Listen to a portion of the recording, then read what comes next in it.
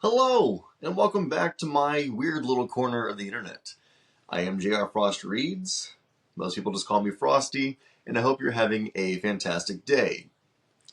Now, I don't know how it is in your circles or your community, but for me personally, I've noticed there's quite a bit of contention surrounding audiobooks.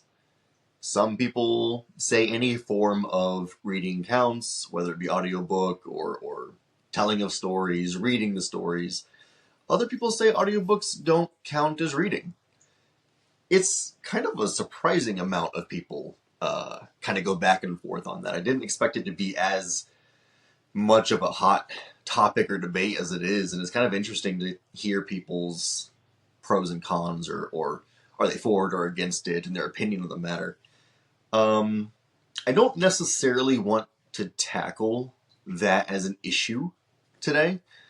Personally, I think audiobooks count. I think any form of storytelling, whether you read it or hear it, counts. I mean, reading's reading. It's all part of the bigger thing, right? But I guess I got to thinking about my experience and my journey with audiobooks, and I've listened to quite a few more than I originally thought. Because I went back through my Audible account and looked at the books, and I thought it'd be fun just to kind of revisit it and share what books I've experienced through audiobook, and just kind of talk about it a little bit.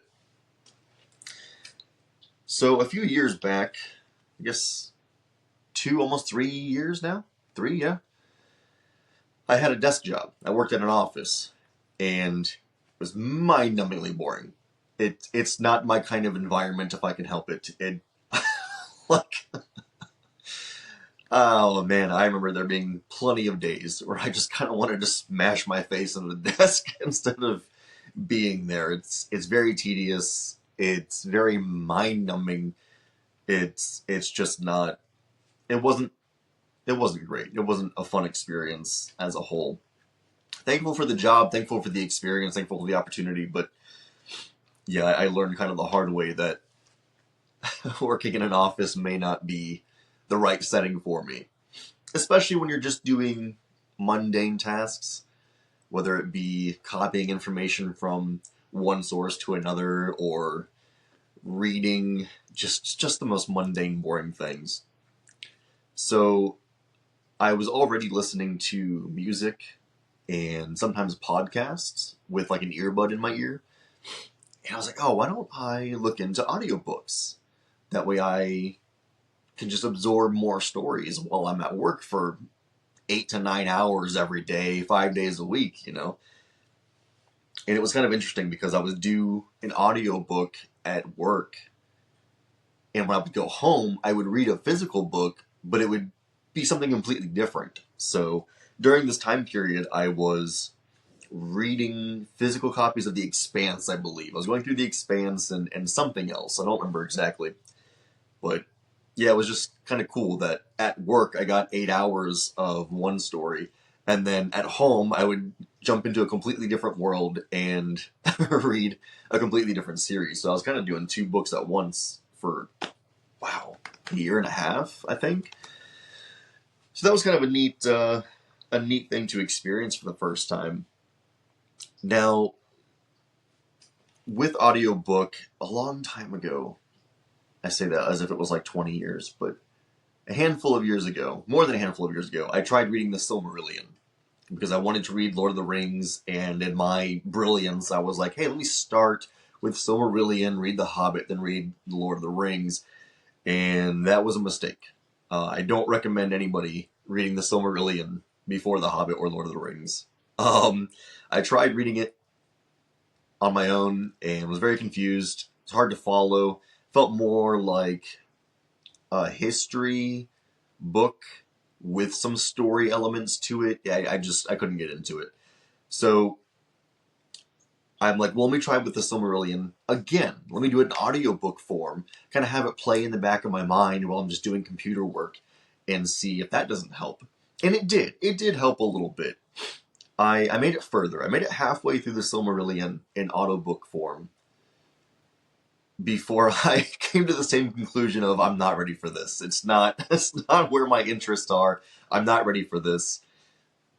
I would not recommend starting with the Silmarillion, but I tried. I tried making that my first audiobook, and I got about halfway through. And it wasn't the narration. The narration was fine. I don't remember who the narrators are for a lot of these books off the top of my head. The narration was fine. It was just a hard thing to get into. And it's even harder, I think, when it's just playing in the back of your head and you really don't know what's going on. You're not paying attention to it. At least I wasn't. So I'm like, okay, let's drop the Silmarillion. Let's find something in my TBR that I want to read and actually have interest in right now in this moment. Well, around the same time, the Dune movie, I guess technically it's a remake because of the movies that were made in the 80s, but we'll say the Dune movie 2021, was it, when it came out? Anyways, it had either just come out or was about to come out. And I remember thinking, I want to read the book before the movie comes out and compare and contrast. So I thought, okay, let's do Dune, an audiobook, and see how that goes. And wow, that was amazing. The narration for that was great, but also Dune as a whole. Dune was an incredible book. Everything had such just weight and like gravity to it. And it felt like everything that happened, even a conversation, just a quick conversation between two people, had significance and was profound in some kind of a way. It was a very dense book, and I will revisit it again one day, whether I do it in audiobook form again or read it next time. It's definitely a book I think you need to read a couple of times, because I'm sure there are things and points and references that I didn't pick up the first time. So yeah, Dune blew me away. I loved Dune. That was a fantastic experience. I believe I got through it in less than 2 weeks, or around 2 weeks, give or take, because I wouldn't do audiobook at work the entire time. I would kind of start my day listening to music and then eventually go to audiobook maybe after break or lunch or whatever. So I think around 2 weeks, I got through Dune and loved it, and immediately picked up Dune Messiah, which is the next in the series. Dune Messiah, on the other hand, was a much shorter book, but I did not like that book. I did not enjoy it at all. I didn't enjoy the character progression. I didn't enjoy the way the story was told. I didn't enjoy the direction the story went in. Now, I understand now that people say you really should read Dune Messiah and the third book back to back. The third book is Children of Dune? Or is it God Emperor? No, I'm pretty sure the third book is Children of Dune. So you should read Dune Messiah and Children of Dune back to back as like one cohesive story. I didn't do that, and maybe that's why I disliked Dune Messiah so much. So I really need to go back and read Children of Dune, but I didn't enjoy that at all. It's one of only like 2 books I've ever given a 2-star review, and I felt kind of bad doing it, but I did not enjoy my time there. I don't want to spoil anything. I know there's a lot of interesting conversation about Dune and how it's perceived to be the hero's tale. And people who have read Dune and know about Dune are very well aware that that's not necessarily the picture being painted by Frank Herbert. And it's very apparent in Dune Messiah in the second part. It's very apparent, very blatant.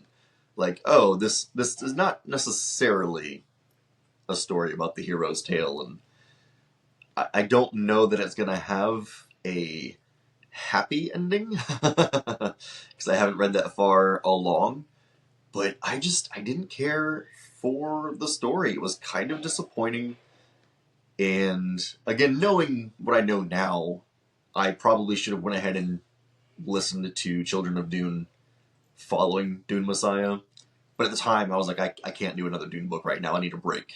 The deviation from books 1 and 2 was so drastic, I needed to step away.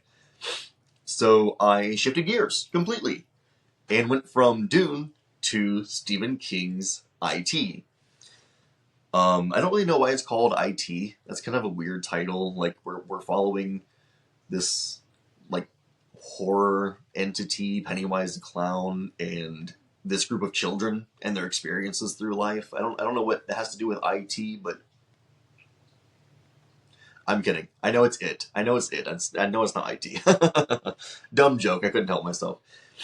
But I did. I listened to Stephen King's It, and again, fascinating narration. Loved it. The character work was amazing, and I love horror things. I love scary things. I kind of grew up around those genres and watching scary movies, probably a little younger than I should have been seeing some of this stuff. But yeah, I love spooky. I love scary. I love horror. So it's hard to creep me out. It's hard to get under my skin and make me uncomfortable. It did a pretty good job of that. There were definitely times after listening to the audiobook of It where I'd walk down like a dark hallway in the office. I'm looking over my shoulder. I'm like, ooh, somebody's watching me, or I'm being followed, or it's not a legitimate fear, but it's just that creepy, unsettling, like, ooh, goosebumps and watching over your shoulder and being a little paranoid about being alone sometimes. It did a really good job of that. Stephen King, obviously a masterful writer, and the narration, I think, just was the cherry on top. It was amazing. So, with it being such a huge book, if you have any if you're hesitant to diving into a book that big, it's almost like 1,200 pages. I highly recommend listening to the audiobook at your own pace. I think it's an amazing experience, and it'll probably help make the book not feel so long because you're listening and just kind of following along. Oh, it was incredible. I thoroughly enjoyed that. So with the great experience that I had with it, I'm like, well, let me do some more Stephen King. Well, around this same time, I want to say it was Mike's Book Reviews, also here on YouTube, was doing a reread of Stephen King's The Dark Tower and the books that kind of interconnect in that universe with The Dark Tower directly. And I think he was talking about it on his YouTube videos, which prompted me to go back and watch his older videos about The Dark Tower, and then I started watching some other content and reading some other articles about The Dark Tower, and I'm like, let's try this out. I can do the first couple of books, and if it's not really my taste, I can just jump back into some other Stephen King work, because I've read Stephen King off and on for many years now, for a couple decades. So I know his work well enough. So I'm like, well, if I don't like his fantasy, side of things, I can just jump back to traditional stories from him. So I picked up The Gunslinger, which is the first book in his Dark Tower. The Dark Tower is kind of his strange take on a fantasy series. All in all, I think it's like 7 main books long. There is an 8th book, but it's kind of like a prequel story that explains the backstory of the main character, the gunslinger himself. So yeah, it's 7 books long, 8 if you include the shorter, I guess, novella of the prequel of the character. But I don't even consider it 7 books long. After doing the audiobook for The Gunslinger, it again was narrated fantastically, no issues there. It was strange. It was a big shift, not what I was expecting. I didn't hate it. I quite thoroughly enjoyed it, but it was definitely strange. And I do see and hear a lot of people who try to get into the Dark Tower. They start with Gunslinger, and they're like, I don't like this. I don't know what this is.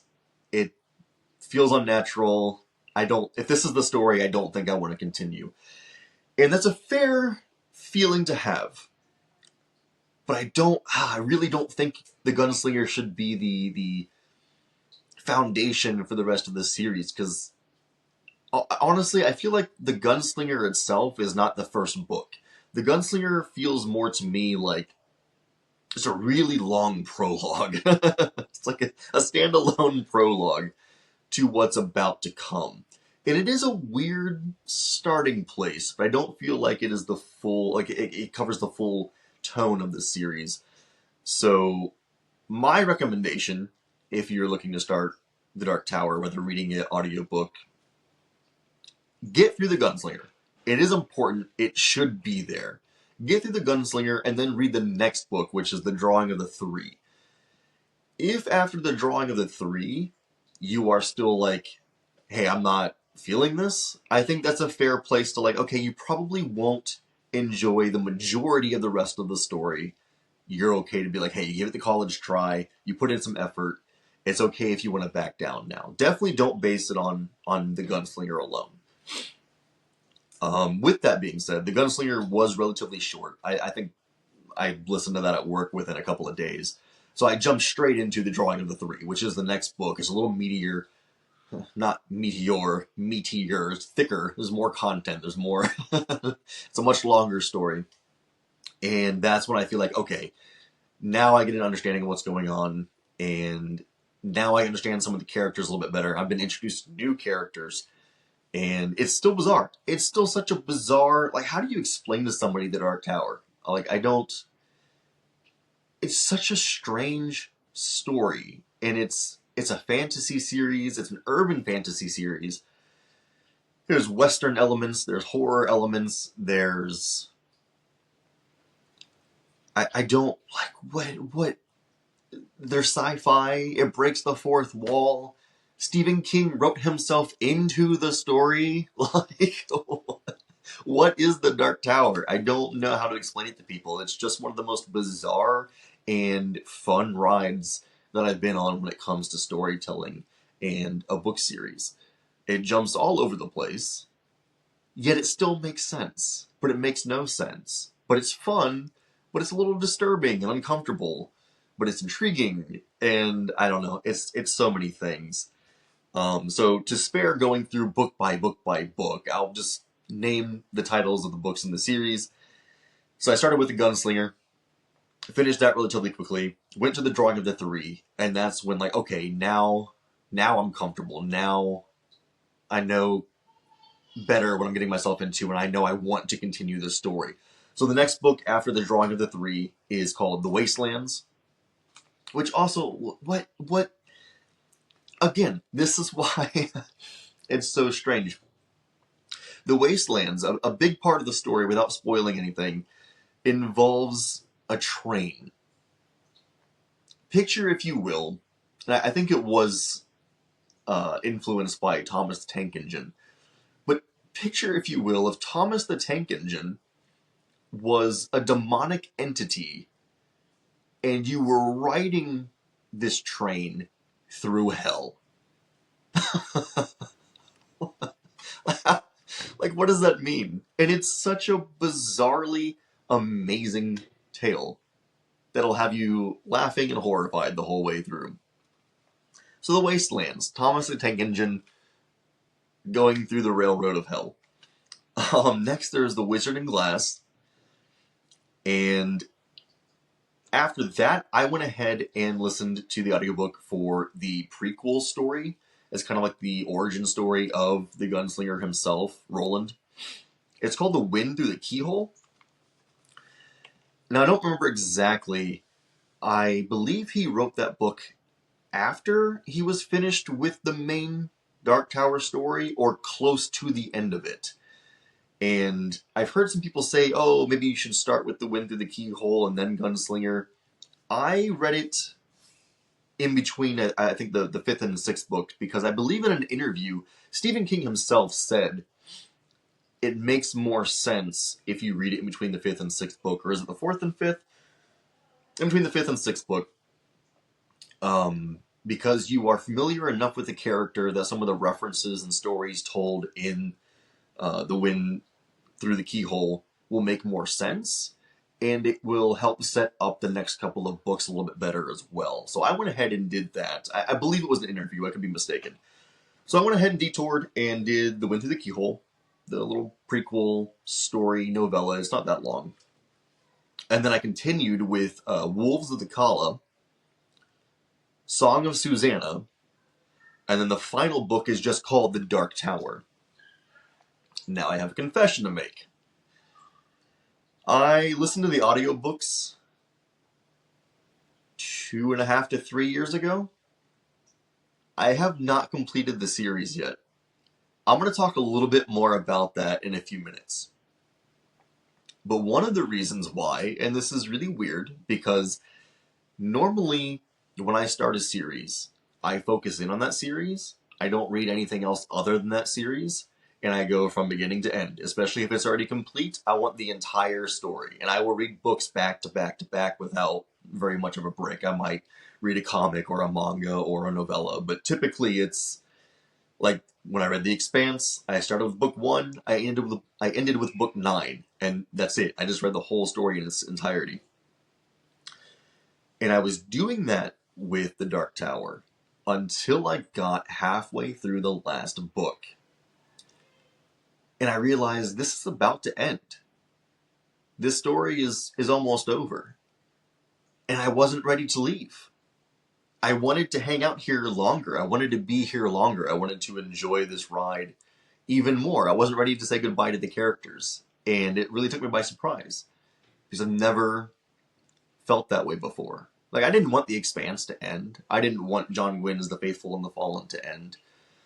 But it really hit me with Stephen King's Dark Tower. I was like, no, I'm gonna hang on to this for a little bit longer. I'm not gonna wrap up the story just yet. Now, with that, I know how the story ends. I don't necessarily care about spoilers. It doesn't necessarily ruin anything for me. So I have watched videos and read articles about the ending because it's very split. Some people love it, some people hate it. I don't really know how I feel about it yet. I don't want to give my opinion on it until I finish the full book. Like I said, I stopped halfway through. Yeah, I'm just not ready. I'm not ready to say goodbye to that world yet. I'll come back to that in a few minutes. So that was kind of it. The Dark Tower ended my audiobook journey. I did preemptively go ahead and order The Stand, also by Stephen King. I was on a big Stephen King kick at the time. I have loved everything that I've read or listened to so far. Big Stephen King fan. I really genuinely think it is in the top 3, if not my most favorite book of all time right now. So yeah, I preemptively went ahead and ordered The Stand. That way I would have it ready when I revisited, or when I finished The Dark Tower. So coming back to that, one thing I will have noticed as far as audiobooks go, when that desk job that I had, their branch closed. All of us got laid off. It was not a fun experience, but it is what it is. When I lost that time, that 8 hours a day of mundane, just computer work, I found myself not returning to audiobooks. I still have not listened to The Stand. I still haven't finished The Dark Tower. And I think I still have 1 or 2 tokens on Audible that I haven't spent yet. And like I said, that was creeping up on 3 years ago. So for as much as I say audiobooks definitely count, and I stand by that, I've noticed for me personally, if I don't have the right setting or the right time to dedicate to audiobooks, I don't find myself going back to them, at least not frequently. I'm definitely much more of a physical book in my hands kind of reader. And there's nothing wrong with that. I just found it interesting. Because when I was looking back through my Audible catalog and I thought about, hey, let's make a video kind of talking about my audiobook journey, I was like, I haven't listened to anything in quite a while. And it legitimately was when I re-entered the workforce. I was in more of a hands-on kind of environment. So there was not the opportunity to put an earbud in and just listen to an audiobook for 8 hours a day. And when I got home, I would read my physical books. So I didn't set aside that time to listen to audiobooks. And thankfully, I realize now I need to rectify that. I need to put aside some time, or maybe 1 or 2 days a week, instead of reading a physical book, I need to listen to audiobooks again. Because I definitely need to finish The Dark Tower. I need to finally bite the bullet and come to the full conclusion of the story, and then I can share my full thoughts on The Dark Tower and how it ends. But also The Stand. I'm super excited to finally get into The Stand. I did watch I think it was like a mini series back in the 90s. I watched that when I was a kid. I don't remember a whole lot about the details. I seem to remember thinking it was like Lord of the Rings, but modern dystopia. It was like a group of people traveling across, I believe, America, and they're going to like confront the devil or something like that. I don't remember the details. The one thing that stood out to me from childhood was MOON. That spells moon. If you've seen it, if you've read it, you know what that means.